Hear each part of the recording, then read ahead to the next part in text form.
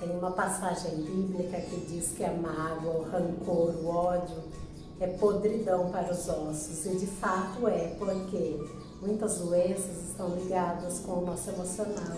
O câncer, por exemplo, quando a pessoa fica guardando muito rancor, muita mágoa, ela acaba desenvolvendo com mais facilidade esse tipo de doença. Então, no capítulo de hoje do livro A Chave do Autoconhecimento, nós vamos ver como identificar as nossas mágoas e como nos desprender delas. O objetivo é exatamente este. Bora a leitura então? A compreensão das nossas mágoas, página 73. O homem mais egoísta do mundo é também o mais altruísta, ainda que com as suas próprias tristezas. Ele não deixa de lhe contar uma única lamentação, nem o poupa de nada, ao contrário, tudo isso é feito sem cerimônia. O mundo se torna um sindicato encarregado de seus interesses, preocupações e desafios. Seu erro é formar uma associação. Seria melhor ter organizado uma empresa, controlá-la, assim poderia impedir que as pessoas fugissem quando falassem dos problemas que os atormentam. E é uma realidade, né?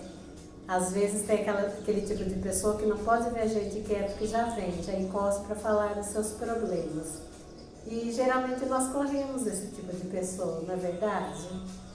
Então, como ele diz aqui, seria muito mais fácil ele organizar uma empresa ou ter um profissional que o ouvisse, porque assim ninguém fugiria dele. Voltando. A vida é questão importante e séria para o indivíduo. Todas as grandes alegrias e as mais profundas tristezas acometem a cada um de nós solitariamente. Temos de ir ao nosso Getsemane sozinhos, temos de trabalhar com nossas fraquezas internas sozinhos, temos de viver nossa vida sozinhos, vamos morrer, eis uma experiência solitária. Devemos pessoalmente aceitar a responsabilidade por nossa existência. Se cada um de nós tem esse problema para resolver por conta própria, se temos responsabilidades, fracassos, dúvidas, medos, lutos, certamente somos covardes quando delegamos nossos problemas aos outros. Devemos procurar uma maneira de transformar o ambiente que nos rodeia em um espaço mais agradável, apoiar os outros em seus momentos de provação, dando como exemplo nossa coragem a suportar as tristezas. Então veja, os nossos desafios, as nossas mágoas e tristezas são só nossos, né? Como diz uma música antiga, a minha dor é minha só, não é de mais ninguém. Então seria falta de amor, de responsabilidade, de bom senso transferir isso para o outro, porque nós temos que resolver essa questão. Continuando.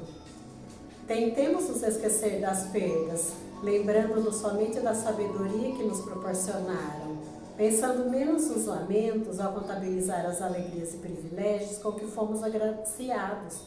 Deixemos de lado preocupações e arrependimentos e encaremos cada novo dia com toda a coragem possível, mas cientes de não termos direito de despejar nossas dores e tristezas nas pessoas.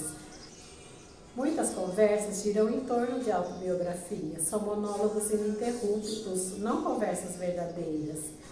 As pessoas investigam sua vida com um microscópio e depois mostram sua percepção ampliada e estereotipada das próprias misérias ao público, como se discursassem sobre os micróbios contidos uma gota d'água. Em sua autobiografia, esses homens contam que não pregaram o olho a noite toda, ouvindo o relógio bater a cada 15 minutos, e ainda comentam não haver nenhuma causa aparente para o surto de insônia. É preciso um talento peculiar, embora esse costume seja comum às pessoas de hábitos bem despertas. Pergunte a qualquer pessoa como está se sentindo, e ela lhe traçará toda a genealogia de sua condição presente, desde o momento que teve gripe, há 4 anos atrás. Você esperava apenas uma palavra, mas recebeu um tratado. Fez uma pergunta e responderam com uma enciclopédia, porque o lema dessa pessoa parece ser: cada homem seu próprio Boswell, investigando suas próprias dores. James Boswell, biógrafo e jurista escocês, é conhecido pela biografia que fez do escritor inglês Samuel Johnson, seu contemporâneo e amigo. A obra é considerada a maior biografia já escrita em língua inglesa. A mulher que julga os filhos fala de seus problemas particulares com os empregados de casa e das dificuldades pessoais com os membros da família, ou seja, sempre escolhe como tema de conversa os próprios sofrimentos, faz a mesma coisa. Se ela tem um filho querido, inocente que recita, o toque de recolher não deve tocar esta noite, não seria mais sensato se ela agisse com calma e discrição em vez de manifestar tristeza diante dele? Toque de recolher, não deve tocar à noite, era um poema que foi escrito em 1867. O poema conta a história de Bess, uma jovem cujo amante foi preso pelos puritanos e sentenciado à morte. Sua execução se daria com o badalar do sino que anunciava o toque de recolher. Mas, arriscando a sua própria vida, a jovem subiu ao topo da torre do sino para manualmente pedir que tocasse. A comoção em torno de seu ato levou ao perdão para Underwood. Então, continuando, o homem de negócios que deixa a gastrite interferir em sua disposição e faz sofrer seus funcionários está descontando nele sua doença. Não temos o direito de transformar um outro em vítima de nosso humor. Se a doença nos irrita, é injusto culpar trabalhadores que não podem protestar. Melhor nos isolarmos para que não contagiemos os demais. Vamos obrigar-nos a falar vagarosamente, mantendo a raiva distante do olhar e sem demonstrá-la no tom de voz. Se sentirmos que estamos prestes a ter uma dispepsia ou gastrite, tentemos pensar em outro assunto. A maior parte das pessoas gosta demais de si mesma e enxerga-se como única, isolada do contexto.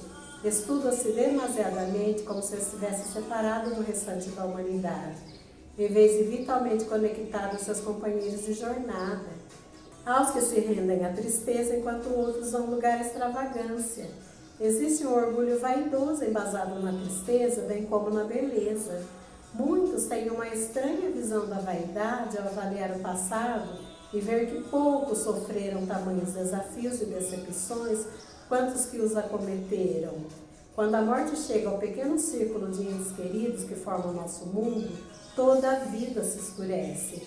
Parece não haver sentido nenhum para existirmos, objetivo algum, incentivo válido ou esperança. O amor que nos fazia lutar e tornava todo o esforço suportável se foi.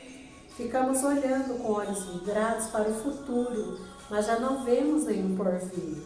A vida se transformou em passado sem futuro, apenas lembrança sem esperança. Então, se processa o divino mistério da natureza sob o toque suave e eterno do tempo. Os dias se transformam em semanas e aos poucos começamos a abrir os olhos para o mundo ao nosso redor, até que os sons e o tumulto da vida pouco nos afetem, tornando-nos emocionalmente convalescentes. À medida que os dias passam, em nosso profundo amor e na plenitude de nossa lealdade, com lágrima nos olhos, protestamos contra o regresso gradual ao espírito e atmosfera dos dias passados. Sentimos nossa dor de certa forma, como se estivéssemos sendo desleais com a pessoa querida. A natureza gentilmente ignora nossos protestos, dizendo: não há deslealdade em permitir que a dor das feridas seja atenuada e cicatrizem gradualmente. Há algumas naturezas que estão absorvidas por um amor tão poderoso que não conseguem se curar, mas essas são almas raras. Por mais dolorosa que seja a nossa angústia, não temos o direito de impor ao outro o nosso sofrimento.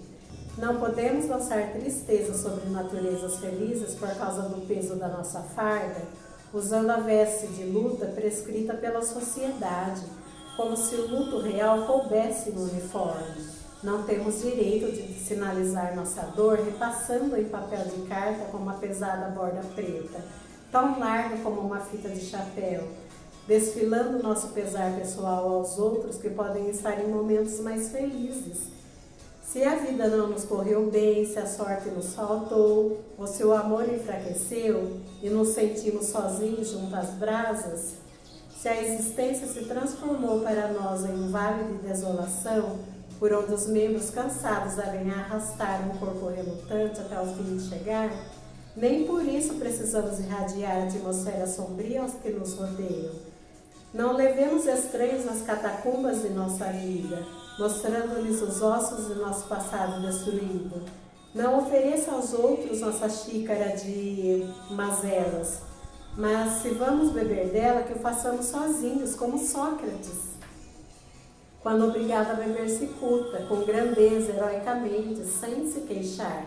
Então nós sabemos que Sócrates, o filósofo, viveu em 399 a.C. e ele recebeu um cálice contendo cicuta, ou veneno, e foi obrigado a bebê-lo, e ele bebeu com dignidade, ele não contestou. E por que ele teve que beber o veneno? Porque ele não reconhecia os outros deuses nos estados e também não introduziu novas divindades, e nem corrompeu a juventude. Por isso ele foi condenado à morte.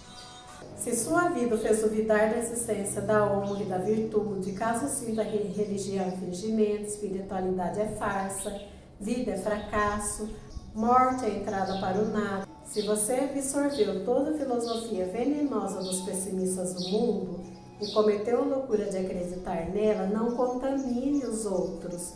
Se o seu companheiro se agarrar a uma frágil crença, o último resquício de uma nobre fé em Deus e na humanidade naufragada, deixe-o guardá-la. Não solte os dedos de sua esperança dizendo-lhe que é ilusão. Como saber? Quem pode lhe garantir? Se uns breves momentos varrem sua fé na onipotência para o nada, se o amigo em que depositou toda a fé na humanidade e em Deus o trair, não aceite avidamente os ensinamentos daqueles pensadores modernos que tentam obter sua atenção em troca de nada. Busque recuperar sua fé perdida, ouvindo os milhares de vozes que falam da infinita sabedoria e do amor manifestados na natureza e na humanidade. E então reconstrua tão rapidamente quanto possível uma nova fé de alguma forma mais elevada, melhor e mais verdadeira do que aquela que você tinha antes. Você deve ter alguém no mundo para quem poderá demonstrar com absoluta confiança qualquer pensamento, esperança ou tristeza, mas não pode agir assim com todos. Não mostre ao universo sua câmara do Barba Azul. Então, Barba Azul foi um romance francês escrito em 1810 que conta a história de um rapaz chamado Barba Azul e que ele matava suas esposas e as guardava numa câmara secreta. Então, não seja esse tipo de pessoa. Mantenha suas provocações e tristezas o mais próximo possível de si, até as dominar. Não enfraqueça os outros, divulgando-as aos quatro ventos. Guarde-as em segurança até que as tenha decifrado e compreendido calmamente. Isso é uma verdade, porque as coisas no momento possam parecer muito grandiosas, talvez inalcançáveis. Quando passa, quando você resolve a situação, você vê que não era tão grande assim. Era o seu medo gritando, falando mais alto, e era o seu ego tentando te atrapalhar, dizendo que você não era capaz. Então é isso. Guarde as suas dores, as suas mágoas para si. Se for algo muito insuportável, contrate um profissional, um psicólogo, um psiquiatra, mas não espalhe para os outros. Por quê? Em primeiro lugar, você não quer ser centro de dó. Em segundo, porque você não é obrigado a contaminar as outras pessoas. Às vezes aquela pessoa está tão feliz e você despeja uma série de situações desagradáveis e acaba com o dia da pessoa. Pelo contrário, busque ser luz. Então distribua sorrisos, distribua bom dia, boa tarde. Seja uma alegria na vida dos outros, elogie, incentive, porque você sempre vai ser lembrada e procurada como uma pessoa boa, uma pessoa do bem, uma pessoa bacana, certo?